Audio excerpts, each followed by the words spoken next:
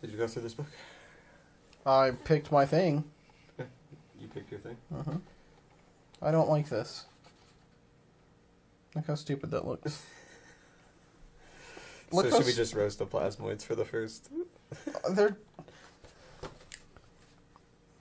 What is that? Apparently a plasmoid boss. They're not the Mafia, alright? I don't really understand the whole thing around them anyway. They're like the one people's things that I have never heard of or seen. That, and what I don't understand, like, even when Anthony was here, he's like, I want to be a plasmoid. Plasmoids are so cool. They're not cool. I don't understand the appeal. Like, they're what stupid. Is it? They're stupid. The only cool thing that they can do, that no one else can do, that would make them even worth having, is being able to go through... An inch-wide gap? Yeah. But then you can't take your stuff with you, so it's stupid anyway. So unless you're a spellcaster. Yeah. Even if you are a spellcaster. Most spells require material components. This is true. This is true. Yeah. I don't know, man. If you want to be able to change your shape, and you want to change them, changeling is way cool. Changeling or a druid. A spellcaster with any spells that change your things. Yeah, I don't know. Rawr. What, the computer? Yeah. Yeah. Spun up real quick. Yeah, just put that new solid state in there. But, yeah, plasmoids. I thought that's what you were picking there for a second. No. Oh, okay. Fuck no. Yeah, plasmoids, they're garbage. Anyways, moving on.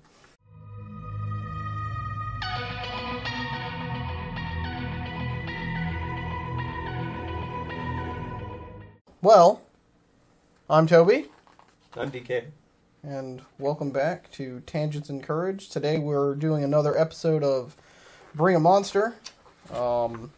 This specifically from the Booze Astral Menagerie. Someone had to be fancy and get the expensive one. Actually, the same price. Really? From your local game store, it is the same price that you would buy. Oh, interesting. If you do go to Amazon, link in the description, you can also get the standard covers for the discounted Amazon price. Last time I checked, it was like $42. So technically, you can get it cheaper. I have discovered my page. I'll be straightforward right off the bat. Mine's gonna be short. I thought mine was gonna be fun and exciting and, you know, cool craziness. I read it, very disappointed. Like, I would have to heavily modify this creature type to make it entertaining. The creature itself, or... Okay, well, let's just talk about it. How about that? Okay, so, I went with the Murder Comet, and just the name and picture of this thing, it makes it seem like it would be fun, and, like, it's a comet that is trying to murder you, which it is, but, so, like, I'm just gonna show the artwork real quick. I just realized we're only focused back here, so I can only do this. Oh, okay. But, yeah, so it's like, it is a flaming face that flies through... It's a comet, but it has a face on it. Exactly, yeah. So the only interesting thing about this... There's two interesting things, actually. One, it's created by a powerful wizard-like person, but that combines fire elementals and earth elementals, the essences from them, and that's how you create a murder comet. Okay. And they can either fly on their own or, what they call it, they can fly around as a posse. As a posse. Mm-hmm. And the other only interesting thing about it is when that wizard or whatever is casting the magic to create a murder comet, they can choose to imbue themselves into it, so they just become the murder comet, and the face of the murder comet is now that person's face. Okay. That's it. That's where the interesting stuff ends. Yeah, why? Well, okay, let's just one step back.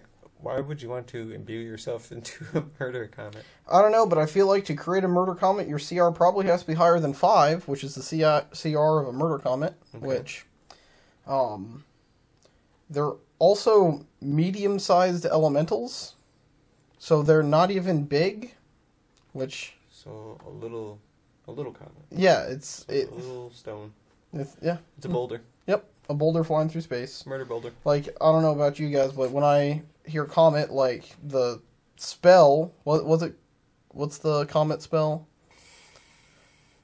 I don't know. It's a 9th level spell, but it does an insane amount of damage. Yeah. But, when I picture comet, I picture, earth-shattering size, Not something that'll burn up before it even touches the ground. Right.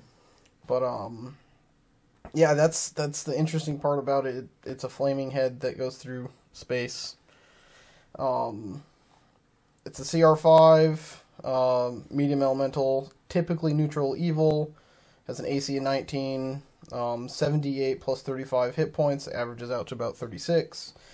It has a fly speed of 120 feet. If it's grounded, doesn't move, 0 feet movement. Its stats, its con is 20, int is 6, wisdom 10, and charisma 6. Those last 3 change if you imbue yourself into it. They become your stats instead, kind of like a druid wild shaping. I think I said strength 15, dex 15, con 20. Yeah, I know. What wizard, what all-powerful wizard is out there and he's like, yes, I have created this murder comet.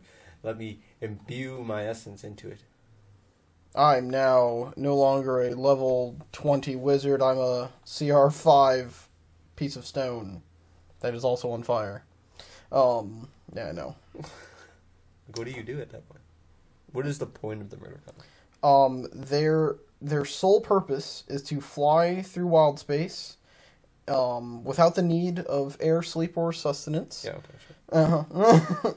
And find ships and attack them. That's it. They don't keep stuff from it. They just attack ships. But yeah, it's kind of very generic. Oh, we need something that looks cool and attacks ships. Murder comet. Yep. Hey, Jeff, you said you listed it as a medium. Shouldn't it be like colossal? No. There's a bunch of them. A whole posse, in fact. A whole posse, yeah. Jeez. Yeah, but they're immune to fire, poison, immune to the typical things for elementals like exhaustion, paralyzed, petrified, poison, prone, or unconscious. Dark vision to 240. Passive perception of 10.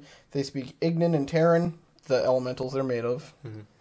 Like I said, CR5, and... Oh, did they always list the proficiency bonus that they have? That is a new thing that they started to do in the last few books. I like that. For the last, I'd say for the last year. 2 years. I really do like that, actually. Because that makes it so, like, if you want them to be proficient in certain skills, you can just go, alright, I'll just add a +3 to that. Yep. They explode when they die. Anything within a 20-foot radius of them when they blow up has to make a DC 16 dex save or take 28 8d6 fire damage or half as much on a successful save. Not too exciting. It's a fireball. Yeah. Fireballs are a bigger radius, right? No, they're 20, yeah. 20. It's literally fireball on death. Yep. They have the flyby trait, which is you don't provoke opportunity attacks when you leave someone's space. After attacking. Nope. Oh. Well. The comet doesn't provoke opportunity attacks when it flies out of an enemy's reach. Okay. It has illumination, so it sheds bright light in 30 feet and dim light an additional 30 feet beyond that. Siege monster, double damage to structures and objects, and unusual nature, doesn't need air, food, drink, or sleep. It gets 2 attacks. It gets 1 slam attack and 1 spitfire attack. Its slam attack is +5 to hit. Yeah, I know. +5 to hit, 5-foot reach. Again, this is a comet. And it deals 1d8 +2 bludgeoning and 2d6 fire. And then for the spitfire, it's a ranged weapon attack, range of 60 feet, +5 to hit, and it deals 2d10 +2 fire damage. I don't see this being a CR5. I don't see it being CR5. And this is supposed to be after they've corrected the CR system. Or yeah. I shouldn't say corrected. Sorry. It's lower, right? They have revamped their CR system. Maybe a group of them CR5, like 3. Okay. But, I mean, 66 hit points say so CR5, it's what's the group range? It's like 4 to 6 level 5 creatures. It should be a pretty even fight versus a single CR5. Correct. How many hit points does it have? 66 average. No. That's one hit from some people at 5th level. Like, that's not CR5. I mean, okay, armor class 19. That doesn't help it with spells, especially when it has an int of 6. Here's a paladin. Like, gets 2 attacks at 5th level. Yeah. What was that? Flyby? Sentinel? Yeah, exactly. Get out of here. Yeah. Okay, so you chose, I'd say, a cool creature in theory. Yes. Like I said, it needs to be heavily modified. So how would you do that? One, I'm going to beef up it. I'm going to drop its armor class probably to, like, honestly, 12. I'm going to give it a few hundred hit points, 350, around there. And it's going to move... I'd probably add some sort of mechanic where it has to move its full movement, if it's going to move at all, on each turn in a straight line. So, like, it does fly by every time type thing, and I'd probably boost up its speed to 240. Like Dragon. No, Dragons only go 120, don't they? Or do the Colossal ones... Oh, the Colossal ones go 120. Okay. The adults are 80, I think. Okay, so I'd probably keep it at 120. And the Intelligence, Wisdom, Charisma, all that's perfectly fine, staying low. Bring up its con to something crazy like 24, maybe 26. For sure. That'll boost its hit points. Exactly. Keep its immunities, and its explosion feat when it dies and it explodes. I'm going to boost that range up by a ton. The DC, probably bring it up to like DC 20, and make it be a lot more D6 of fire damage, and probably, you know what? Keep the 8d6 fire damage, add an additional 8d6 bludgeoning for shrapnel, basically. Okay.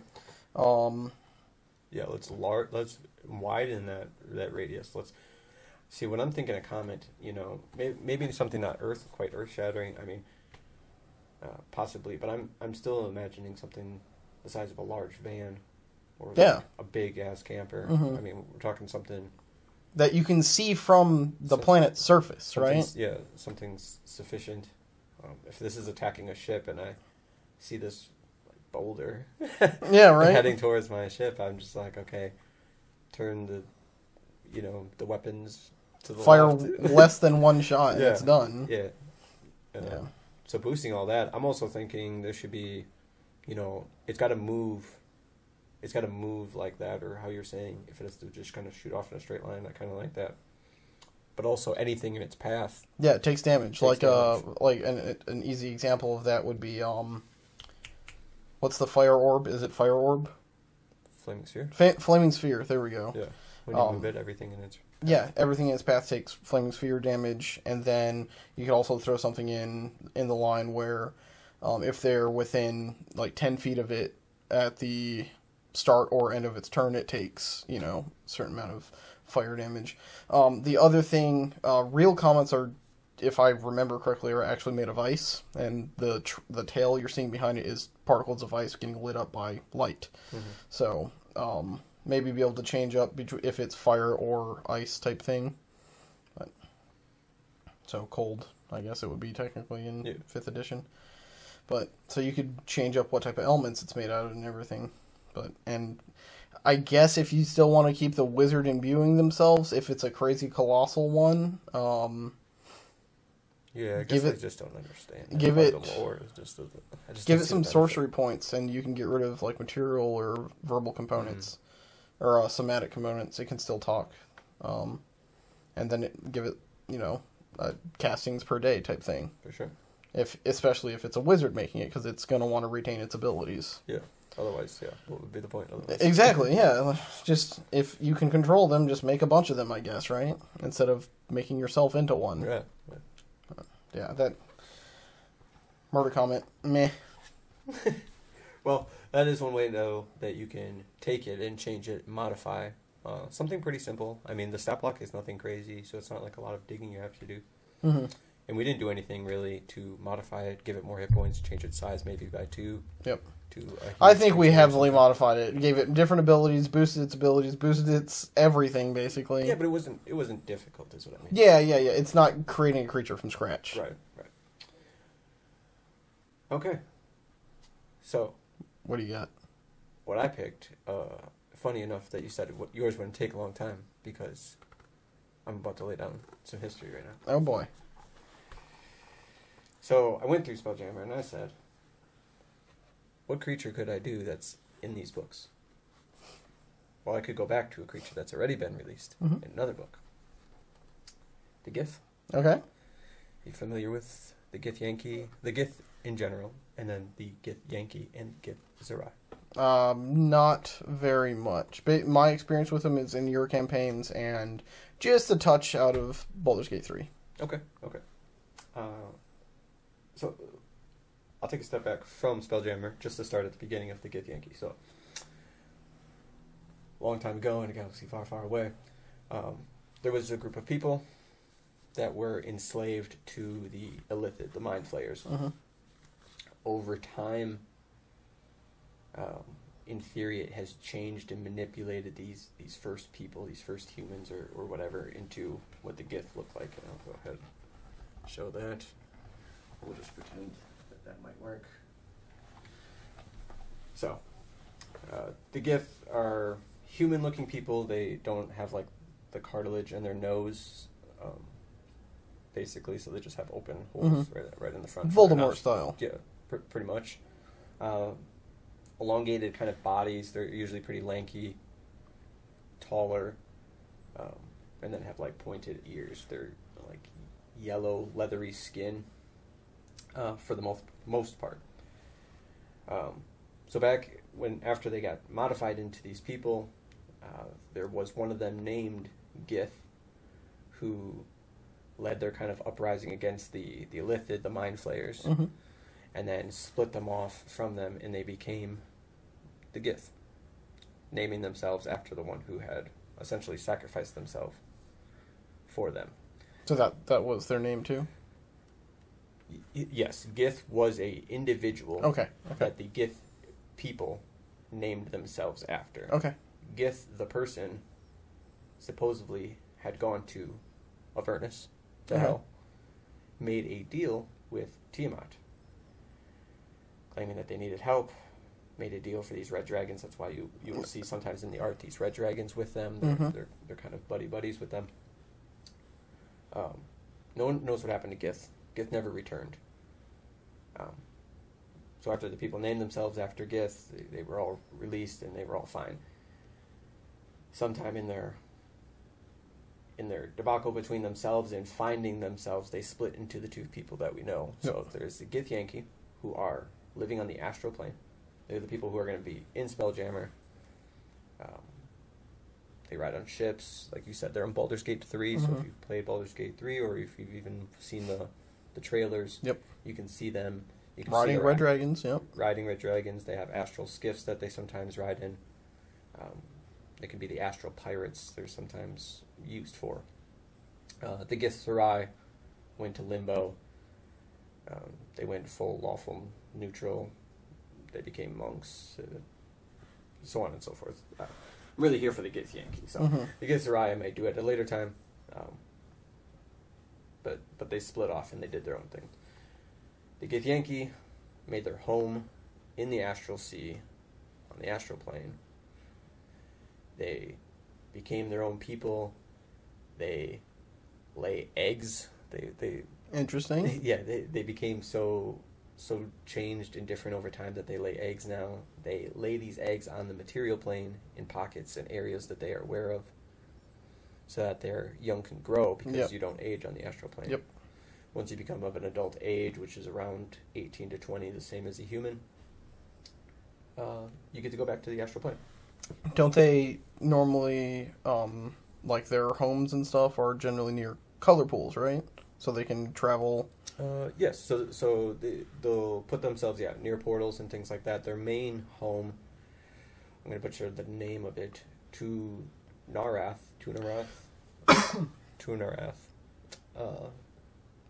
is their main home. Their kind of hub home for the Gith Yankee. That's in the astral plane. It's made on the body of a dead god. Okay. So this is their famous home that they kind of live. It can move throughout the astral plane. as many things can. So they're able to, teleport pretty easily. They are ruled by a Lich Queen, Blackith. Interesting, okay. Who they say kind of separated the Gith Yankee and the Gith Sarai, because the Gith Sarai didn't want to follow her, essentially. Big surprise. Yeah. But the Gith Yankee apparently were all for it. As far as I know, they kind of tend to be... Oh, of course, we're going to say any alignment. Well, originally they were lawful evil, following like rules and creeds, but also pretty selfish.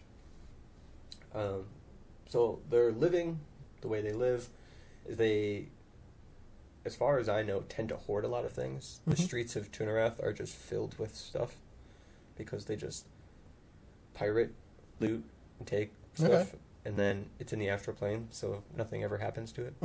So they just happen to have a lot of things. They do have knights.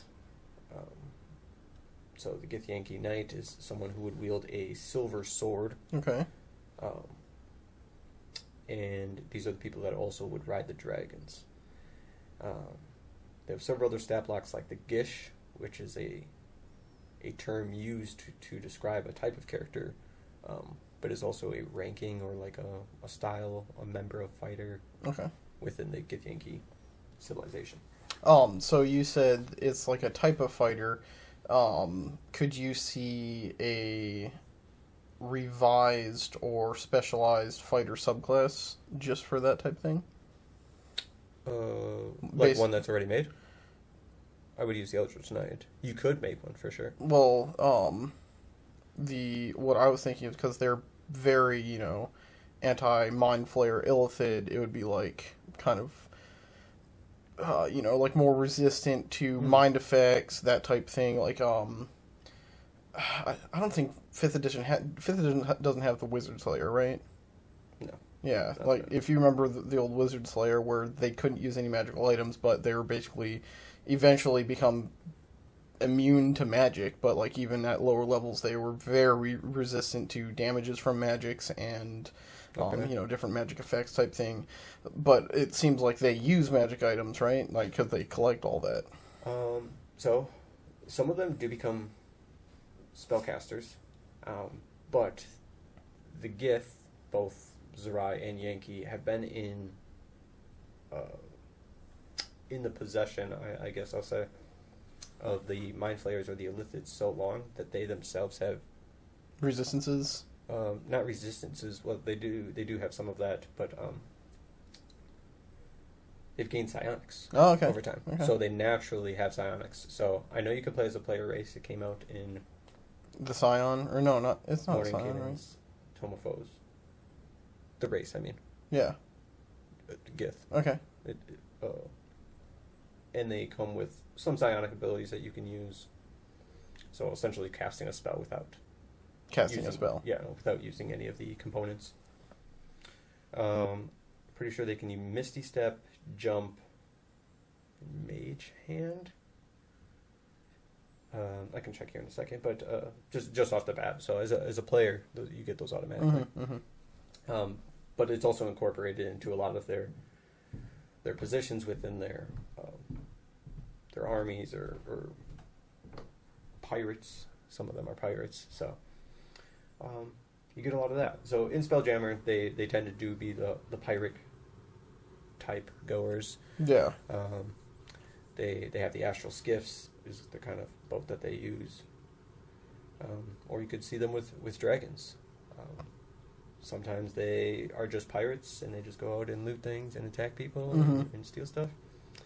And sometimes they're sending out pods to go and eliminate Mind Flayer colonies. Yeah, and I think that's what grabbed a lot of people's attention. The intro to Baldur's Gate 3, like the release video, was, the Mind Flayer ship comes in, the Nautilus, and just starts grabbing people, and then just portals start ripping open and red dragons just start flying through the sky, and now they're just like warp jumping across the surface of wherever they are, and it's just like a really cool chase, and just the Gith is such a cool counter to the Mind Flayer. Yes, I love it. The Gith is probably my favorite player race. I've played 2 of them. Well, I hope we run into some in your campaign. I'm sure we will. Oh yes, I love to bring them in. So I'm going to go over just one of the stat blocks here. So there's probably, I don't know, 6 or 7 of these stat blocks for just the Gith Yankee now, because, or Gith Yankee, some people say, because they originally came out in Mordenkainen's Tome of Foes, or you can now find them in Monsters of the Multiverse. Yep, I think they're in there as well. Yep. With a lot less lore. They got a whole chapter in Mordenkainen's Tome of Foes. Anyway, enough of that. I'm going to just dive in here. Let's go with the Buccaneer. So, Gith Yankee Buccaneer is that just sounds like a space pirate. Yeah. Yep, it's Yep, they're just a Buccaneer. They're just traveling around the astral plane, looking for riches. So, armor class 16, breastplate. It's kind of their signature look, is the breastplate. Okay. Hit points 58, speed 30 feet. Pretty standard humanoid stuff. Strength 16, Dex 14, Con 14, Intelligence 16, Wisdom 13, Charisma 13. Saving throws are Con, Intelligence, and Wisdom. Skills of Athletics, Deception, Perception, Survival. Passive Perception 13. They have their own language, Gith, which they share with the Gith Sarai. This particular one is a challenge rating 3. I know there's a 3 in this book. There's also a 7 and a 9. I believe they also have like a 4, a 6, and a 9 in the other book. They carry a greatsword. Like I was saying, they get these silvered greatswords. So here it can make 2 attacks, or 2 attacks with its greatsword, or telekinetic bolt. Oh. So the greatsword is a +5 to hit, 2d6 plus 3 slashing damage, and it gets plus 1d6 psychic damage. The telekinetic bolt, +5 to hit, range 60 feet, 1 target, 3d6 plus 3. That's not bad. Force damage. And it can make 2 of those. 3d6 plus 3, you said? Yep. Yeah, the Spitfire for the Murder Comet, CR5, is 2d10 plus 2. So, that has... And this can do it twice. For its Mind Bolt thing? Yep. Wow. You get the Yankee, makes 2 greatsword or telekinetic bolt attacks. Yeah, this one only... And I would be willing to switch and swap them up. Yeah, this one says makes 1 Slime attack and 1 Spitfire attack. So, that's already better than the stupid Murder Comet. It can also cast the following spells as psionics, so you require no spell components, and it uses intelligence as a spellcasting ability, DC 13. It has light and mage hand. The hand is invisible. That's pretty standard on psionic creatures to have their mage hand be invisible, because it's really just a really simple telekinesis. Yeah. And then once a day, they can cast plane shift. That's crazy. It certainly is. And then CR3? Yes. So okay. You're fighting a group of these. Yep. These are pretty mob type creatures. Yeah, they're humanoids. They're people. So yeah. I don't want to attribute everything you would say for, a standard creature. But yeah, you're definitely going to be fighting like a whole ship of these. There's probably 10 of these, 2 of these support casters here, and then maybe 1 of these CR9s here. So it's a fight. Yeah, and the fact that they can cast plane shift once per day and telekinesis once per day. Plane shift, can you cast that on other creatures, right? I think so. And it's just a intelligence save at that point? Yep. No, I think plane shift is charisma save. That makes more sense. Maybe. But it'll use their spell casting of intelligence. Yep. Better hope they're all dumb. And telekinesis, which is pretty powerful. Yes, that is also very powerful. So, I mean, even if you're just fighting 5 Buccaneers. Yeah, that's crazy. One of them casting telekinesis. Yeah. And then they also have bonus action. So here's the Misty Step I was talking about. It has Astral Step, recharge on 4 to 6. The Githyanki teleports, along with any equipment it is wearing or carrying, up to 30 feet to an unoccupied space it can see. CR3. Yes. In the same book, no less, I as know. the murder comet. That's crazy. So in one turn, in one action, or no, sorry, not one action, one turn. Mm-hmm. Makes two. It's going to move 30 feet, and if you're far away, it's just going to shoot two telekinetic bolts, or hit you with its great sword twice, or one of each, or hit you with that telekinesis. And then it can also teleport. Yeah, it can literally in one turn, all of them could just, like for an ambush, for example, they don't have to run towards you. You're all walking through. Suddenly, all of them have teleported to you and are attacking you, or they can kick it off with what's the mind spear, or whatever they're calling it. Telekinetic bolt. Telekinetic bolt. They can kick it off with that, and then just wait till the next round and teleport in, or just keep doing that from a range. Right. Oh, you guys start doing some crazy fireballs and hurting them a lot? Okay, they'll just go home. Plane shift. And this is like the weakest one. This is the CR3. There's a CR7 here as well. It's insane. That's... And a CR9. CR9's got some pretty powerful spells here. like... Invisibility on self, dominate monster, force cage. Force cage. Yeah. I have nightmares about force cage. Yeah, I know. I remember that. The big session. Yes. You guys ever want to take down a demon prince? No, specifically the one demon prince that can't teleport. Yep. I had to give it to him. I was like, I can't take this away from him. This is... It was a good use. Yeah. It was a very good use. I've had... I had a little custom area where, like, souls cross the veil, basically, and a pit fiend guards it, right? And I gave him basically Misty Step, but I called it something else. Mm-hmm. And it wasn't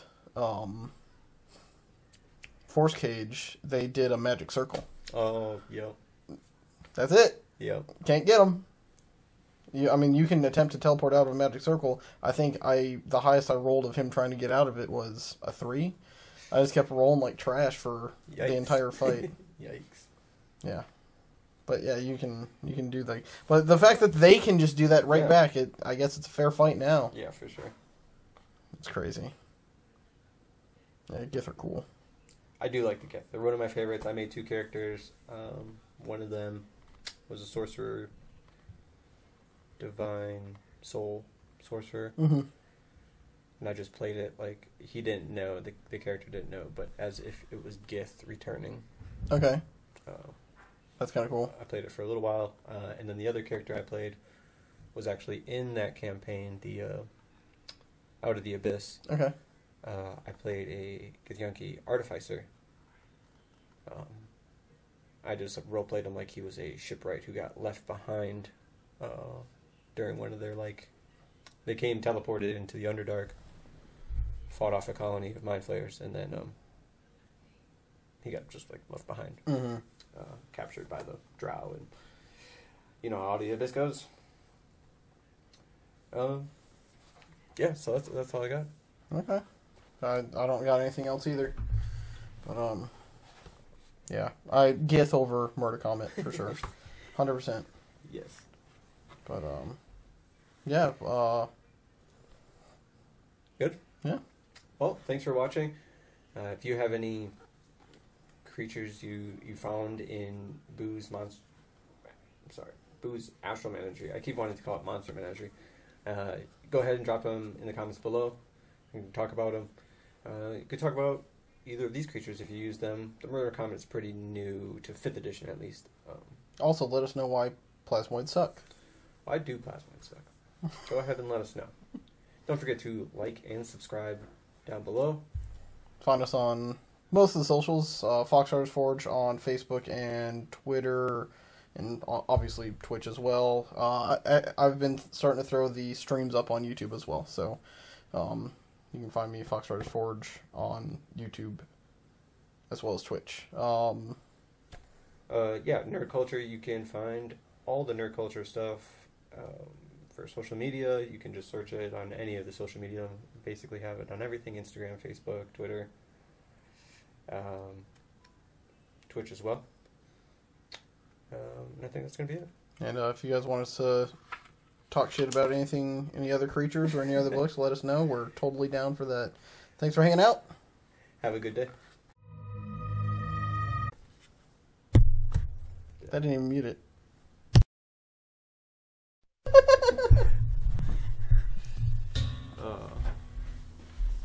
It's just going to be like a tick on the sound.